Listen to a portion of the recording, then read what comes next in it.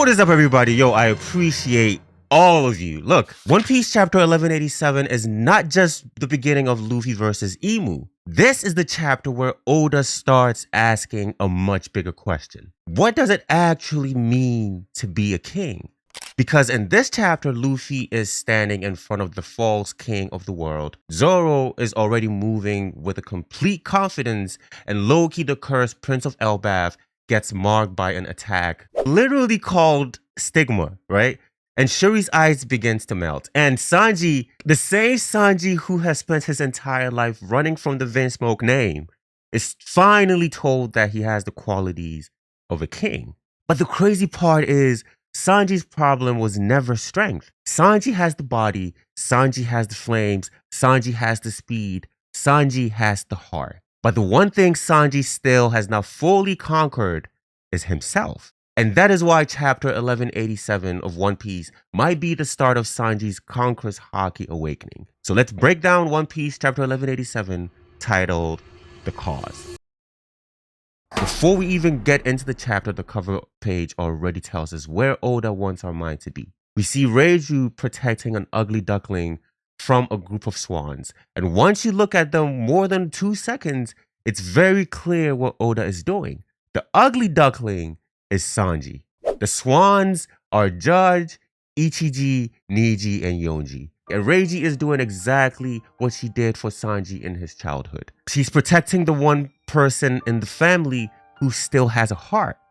And that matters because this chapter is heavily focused on Sanji's identity. Sanji was born a prince of Germa, but he was treated like a failure. He was born in a family that valued science, power, and emotionless soldiers, but Sanji survived because of Sora's sacrifice and Reiji's protection. So when Oda opens the chapter with Reiju protecting the ugly duckling, he's not just giving us a cover page.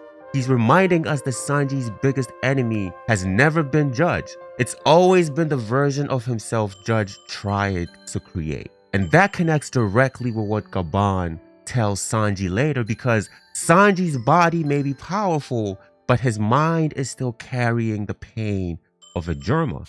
Luffy's punch worked, but Imu did not lose control. Fair! The chapter then picked up right after Luffy's punch in chapter 1186. And yes, Luffy hit Imu. Not a fake hit, not a little tap, right? Not a symbolic punch. Luffy sends Imu flying across Elbaph. Loki's reaction is priceless because even Loki looks shocked. And for Loki to be shocked after everything he's been doing against Imu, that tells you how sudden this was. But here is the most important part. Luffy landed a punch, but Imu did not lose control of the battlefield. That is the real danger, because while Imu is being blown away, while blood is coming from his mouth, right? While the entire island is reacting to the impact, Imu is already preparing the next attack. Like, that is terrifying! Imu gets punched across the battlefield and still starts controlling the fight before he even lands. And that is why this chapter is so important. It tells us that Luffy can hurt Imu, but hurting Imu and defeating Imu are two completely different things. Loki's pride still won't let him sit down. Then we really get a really funny moment with Loki. He was basically saying that, yeah, Luffy did get a good hit in, right? But that was only because of all the damage I had already did to him, right? And honestly, that is such a Loki moment. This man is stabbed, bleeding, exhausted, huffing, wheezing, and barely holding himself together, but he still refuses to let Luffy take all the credit. Then Luffy tells him, dog, relax a bit. Loki gets offended like Luffy just insulted his entire bloodline. But that comedy is important because it shows us who Loki is. He is prideful, he's stubborn, he's wounded, but he's not mentally broken. And I know some people are going to look at this chapter and say Loki got packed up too easily, but I do not agree with that at all. Loki has been fighting already heavily injured, and he's taking attacks from Shamrock. He's fought Imu, and he's been stabbed multiple times, and he's been keeping himself in the fight against the strongest force on the island. Loki is not weak at all. He's fighting on borrowed time. Then Imu sends out these black Omen flames. And the first thing that stands out is these flames are alive. They have faces, they move with purpose. They talk to each other. They follow instructions. They almost feel like a darker version of Big Mom's homies, except instead of being cute soul objects, these feel like living cursed markers. And Luffy notices something important. The fire is not really hot. It does not hurt at all, right? Not much. So the fire itself is not the main attack. The fire is the lock on. That is the key to understanding this ability. The black flame attaches to Luffy's jacket and another flame attaches to Loki's body. But the one on Loki is much worse because it starts moving towards the same place where Imu stabbed already. That means Imu is not attacking randomly. Imu is attacking the weaknesses that are already open. And that is a major theme with Imu if we've noticed. Imu uses children against the giants. Imu used Shuri against King Reuven and Brook. Imu uses Loki's existing wounds against Loki. And through Killingham's nightmare, Imu's side is also using Sanji's moral code against him. Imu does not just attack strength. Imu attacks weaknesses. Like this chapter blew my mind. Then we get the attack name, Stigma. And that name is perfect because a stigma is a mark. It's a stain. It's something placed on somebody to define them negatively. Who is being hit by it, right? Loki, the prince of Elbaph who was treated like a curse from birth. The prince whose eyes made people fear him. The prince who was blamed. The prince who became the dark mark on Elbaph's history. So when Imu marks Loki with an attack called Stigma, that is not random. Oda is doing something very intentional. Loki is not just being stabbed. Loki is being marked as the cursed Elbaph always believed he was. And that attack itself is terrifying. The flame marked Loki's body. The bell rings. Then the resentful demon swords follow the mark and pierces him in the exact same wound. Whether this attack is instant, teleporting, or simply too fast for anyone to properly react to, the result is the same. Once the mark is on your body, you're in trouble. And Loki gets blasted across the battlefield, right? But again, I want to be clear, this does not make Loki weak, my people. If anything, this chapter makes Loki look insane because he is still breathing after taking another devastating hit directly through the wound that was already killing him. We then cut to the Straw Hats trying to save Shuri. Brook, Nami, Frankie, Jinbei, and Usopp, they're all around the ice block trying to figure out how to break it. And nothing is working. Nami's lightning does not work. Frankie's lightning does not work. Jinbei's strength is nothing. Usopp's attack does not work at all. And they start realizing that this is not normal ice. It's compared to diamond. Brook and Frankie say it does not feel cold in a normal way, and Nami had to remind everyone that Brook is literally bones and Frankie is a cyborg. So maybe they are not the best people to judge temperature, you know? But the main point is clear. Force was never the answer. This is Ragnar's ice. So Ragnar has to be the answer. Like, this is one of the most important details in the chapter, and we cannot miss that. The ice does not melt just because Loki crashed nearby. The ice starts melting because Ragnar touches it. That matters because it keeps the mechanics consistent. Ragnar froze Gunko or Shuri, and Ragnar is the one who can undo that ice. So Loki getting blasted away by Imu's Sigma, Ragnar goes flying with him, and Ragnar ends up touching the ice. Then the ice begins to melt, which means in a crazy way, Imu may have accidentally freed Shuri. Like, think about it. Brook wanted to save Shuri. The Straw Hats tried to save Shuri, but they could not break the ice. Then Imu starts to attack Loki. Loki gets launched. Ragnar attaches the ice, and now Shuri is now being released. This is wild. But this is also dangerous because freeing Shuri does not automatically mean Shuri is saved. If Imu's control is still active, then this is not just Princess Shuri coming back. This is Gunko returning to the battlefield. And that is why this moment matters so much. Oda is not freeing Shuri from the ice just so Brook can carry her away and the plot moves on. Shuri is going to matter. Her eyes are going to matter. They're going to be a factor. Her connection to Imu is also going to matter. And if the Shuri theory is right, you guys got to watch the video. Then being free might become one of the biggest turning points in Elbaph's climax. Then we go back to Luffy. And this is one of my favorite small Luffy moments in the chapter because Luffy sees what happens to Loki. He immediately understands that the black flames are not just a decoration, the flames are target markers. So in Luffy's case, the flame is not on his body, it's on his jacket, right? So Luffy throws the jacket away, and when Imu activates Stigma, the attack follows the jacket instead of Luffy. That confirms the rule. The flame is the mark, Stigma follows the mark. Loki almost dies because the mark is on his body. Luffy survives because the mark is on his clothes. And that makes Luffy look great here because he does not overpower the ability. He reads it, right? He understands the condition fast enough to cheat the attack. Like, this is battle IQ, guys. And this is something people sometimes forget about Luffy. Yes, he is goofy. Yes, Gear 5 is ridiculous. Yes, he fights like a cartoon character sometimes. But Luffy is extremely, extremely a smart fighter, okay? He learns abilities while fighting them, right? Like, we've seen that in many fights before. And against Imu, this is going to matter. This is going to matter, and I cannot wait. I cannot wait, right? Then we cut to Zoro and Sommers. This is also one of my favorites in the chapter because Sommers is waiting at the port with the ship, expecting Killingham to bring the children so they can take them away. Then Zoro shows up.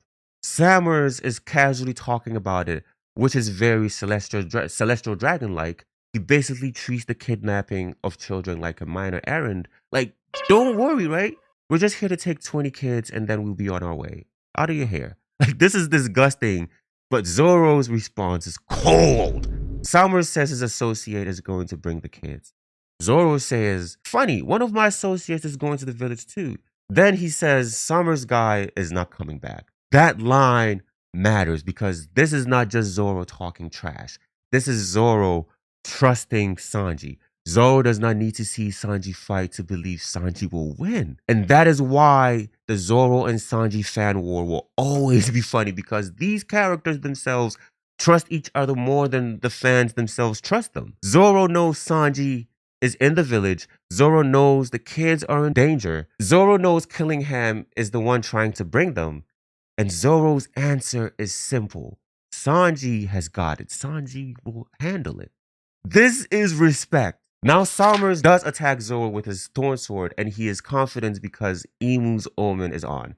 But this is where the Holy Knights need to prove something. Because Saint Sommers has taken losses.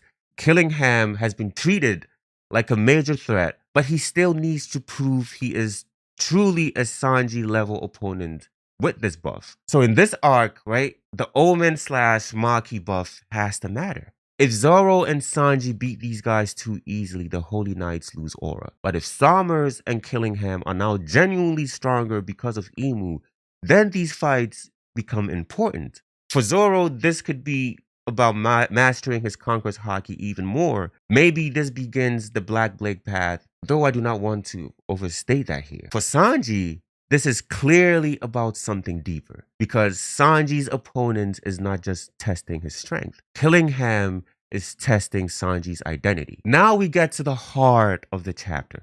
Sanji arrives in the West Village and the scene is chaos. The rain god Zaza is moving through the village. Children are being taken. Mothers are crying. Ripley is desperate, right? The situation is collapsing. But Sanji does something very, very important. He does not just rush in blindly. He stops, lights his cigarette, and analyzes the battlefield. Problem number 1. There's a monster bigger than a giant kidnapping the children. Problem 2. That monster is a woman, so Sanji cannot kick her. Problem 3. The mothers are crying and Sanji cannot stand seeing women cry. Now, some people may get annoyed and say, Sanji, just kick that monster. But that misses what Oda is doing.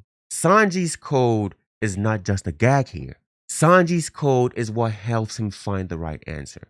Because even if Sanji attacks Zaza, that might not solve anything. Zaza is a nightmare created by Killingham. If Sanji keeps attacking the manifestation, Killingham can keep controlling the situation. So Sanji realizes the real target is not Zaza. The real target is Killingham.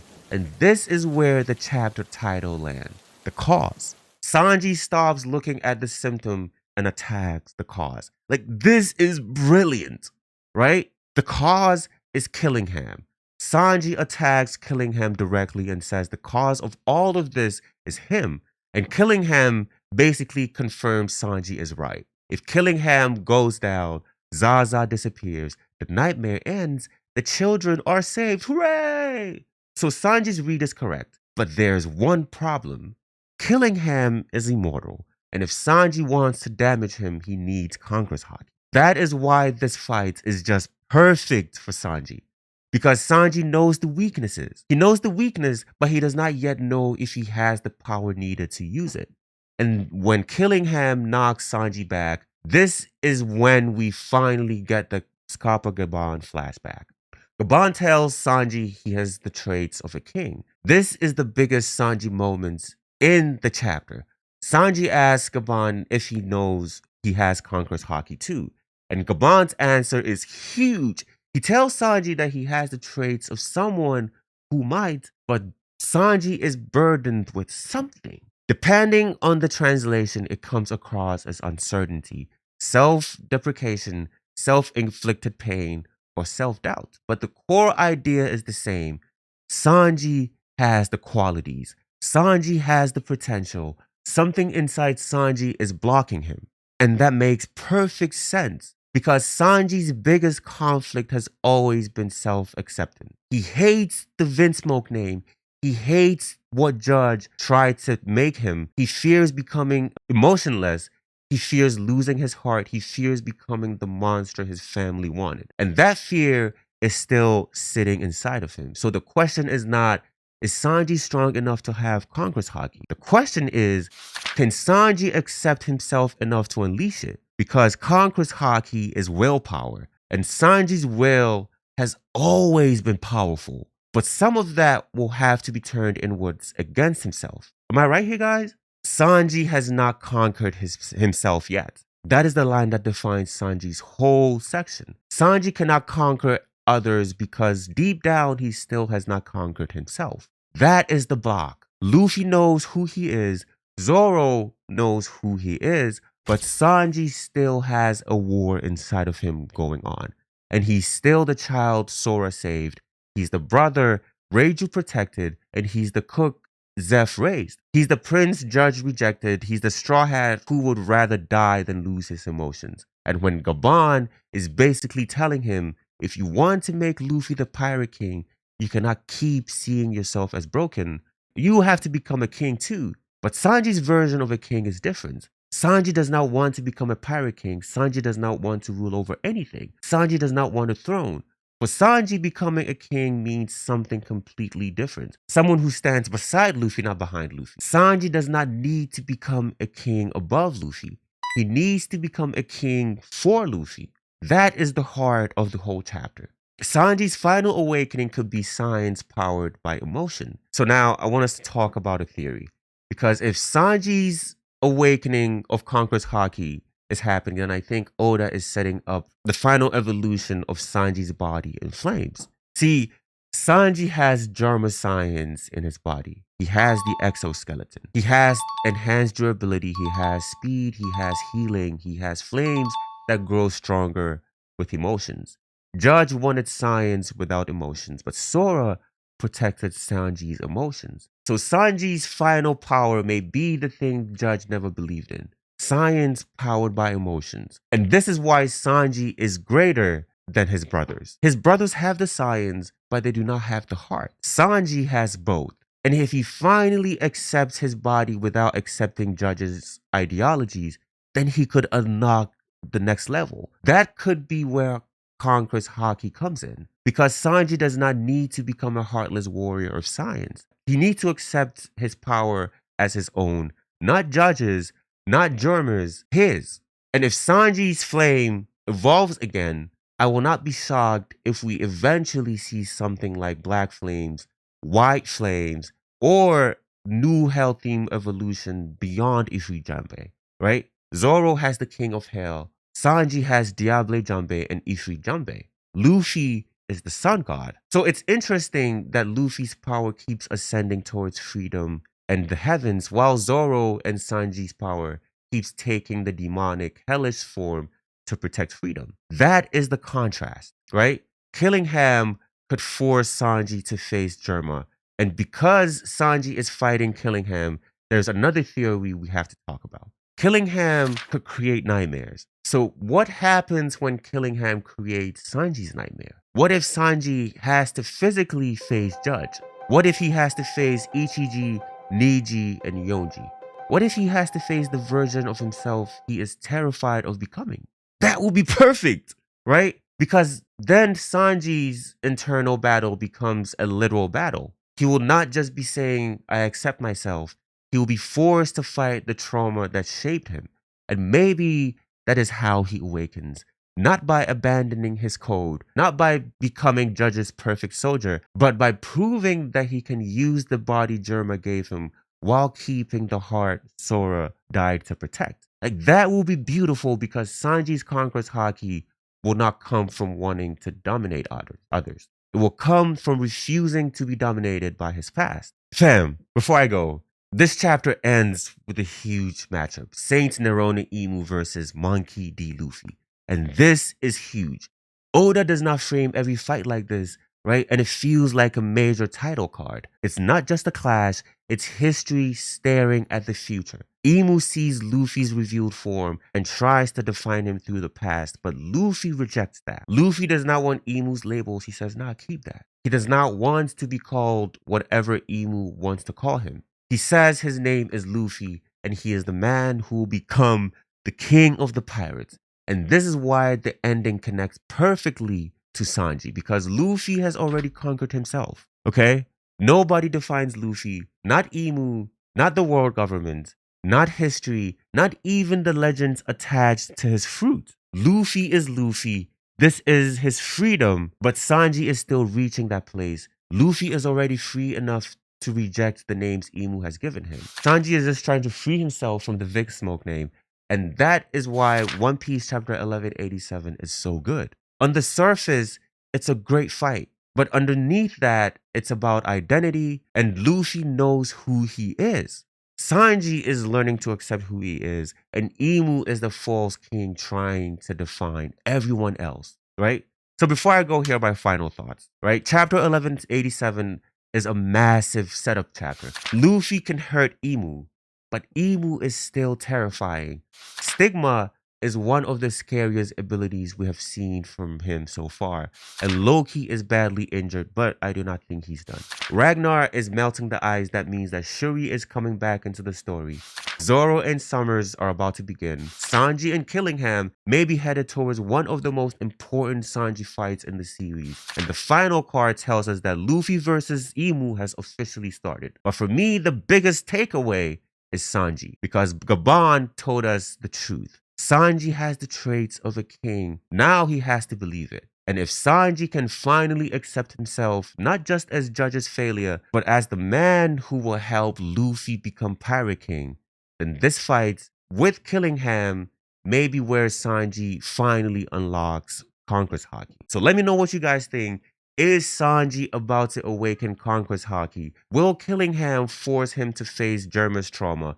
Is Shuri being freed a good thing, or did Imu accidentally release Gunko back onto the battlefield? And how long can Luffy really stand against Imu before the fight completely changes? Because after 1187 of One Piece, the final saga feels like it's entered a new phase. Luffy versus Imu has begun, but Sanji's king moments might be the part of the chapter we remember the most.